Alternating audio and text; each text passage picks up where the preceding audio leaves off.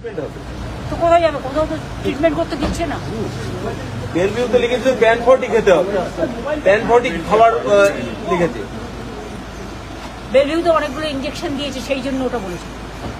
কোনো অ্যান্টিবায়োটিক দিতে গেলে একটা তোমাকে অ্যান্টাসিড খেতে হয়। শুধু ওইটা বললে, অন্যগুলোতে বললে না, অন্য ইঞ্জেকশনগুলো। হ্যাঁ, চোখের সমস্যা আছে, চোখে ইমিডিয়েট দেখাতে হবে। বুকে একটা কালশিটে দাগের কথা বলা হয়েছে। শুধু বুকে নয়, বুকের চারিপাশে, চোখের এখানে, সারা শরীরে, কাঁধে থেকে শুরু করে চারিদিকে। এটা ডক্টর রিপোর্ট আমার কাছে আছে। দিদি এর পরে কি হবে, মানে করবে? পরবর্তী পদক্ষেপ কি হবে? পরবর্তী পদক্ষেপ আমরা জানাবো। আমাদের কালকে লেটার সিট টুগেদার অ্যাট দেন। আপনারাও এতক্ষণ ছিলেন, অনেক কষ্ট করেছেন, আপনারাও বাড়ি ফিরে যান। ডক্টর রেখে গেলাম আমি, এবং আইসিসিউর একজনকে আমরা ডেকে এনেছি, আসছে এক্ষুনি। আর সিলিন্ডার, অক্সিজেন সিলিন্ডার আমি কিনতে পাঠিয়েছি, এসে যাবে এক্ষুনি। আর স্যালাইন ওর সাথে ওখান থেকেই নিয়ে এসছে, কিন্তু আরও 3-4টে বোতল কিনে আনতে বললাম। আর প্লাস ডাক্তার আছে।